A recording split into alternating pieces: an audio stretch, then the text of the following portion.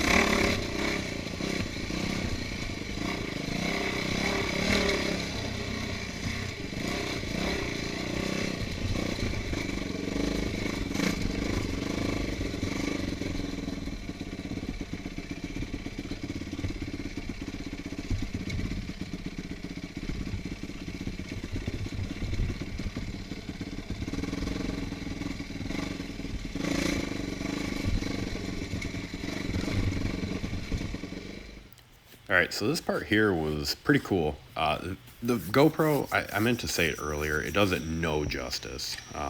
This was actually a pretty decent little hill climb.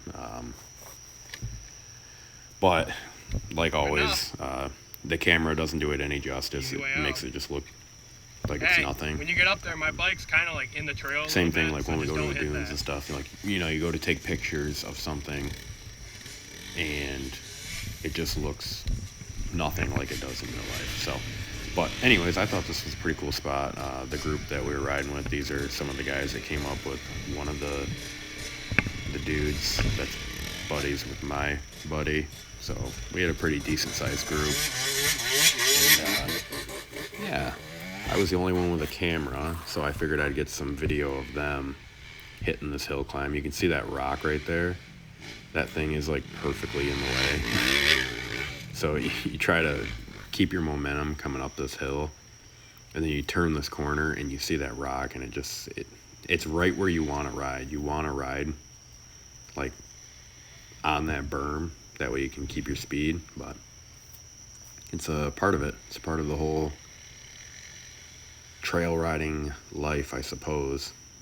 But yeah, I figured I would chime in real quick and just tell you guys, like, just remember, the GoPro does it no justice. The hills, the rocks, that kind of stuff. So, all right, I will chime in at the end.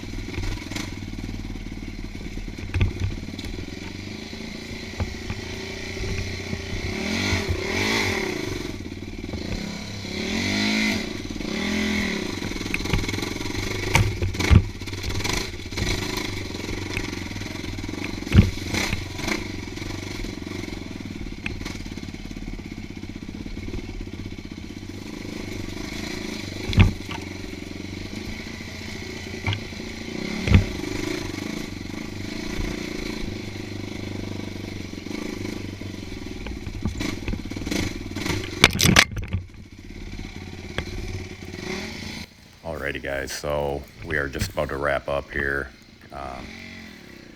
We did not do the whole trail. The YZ125 that was with us kept following plugs, so we spent a fair amount of time back at the trailer in the parking lot that they came up in. They ended up having to run into town. We remixed the gas for it, and It was just following plugs. So we spent a lot of time in the trailer is what I'm getting at. There will definitely have to be a part 2 to this video. Well, I know there will be. There will be another, because we're going to go back and probably not, within a month, we'll be back up there. I got to get a few things for my bike. I need a chain bad. My chain is stretched very bad, and I got to pick up handguards as well. But we will definitely be doing a part 2 because we barely scratched the surface on this trail. We probably only went up, couldn't even tell you, probably 10 miles of it maybe. It takes quite a while, especially when you're not very skilled. Like, we are not like enduro cross racers, so it takes a while, but overall extremely fun. I know a lot of people don't like all the down trees and whatnot, and I totally get it, but for us it was very fun. The hill climbs, the rocks, the trees, all of it. But yeah, other than that, stay tuned for part 2 of the Evart motorcycle trail, if I can speak, because hopefully we get a lot further. Hopefully we just do the whole trail. We're going to go up hopefully with just a couple of us and do it. And yeah, stay tuned. Like, subscribe. Love you.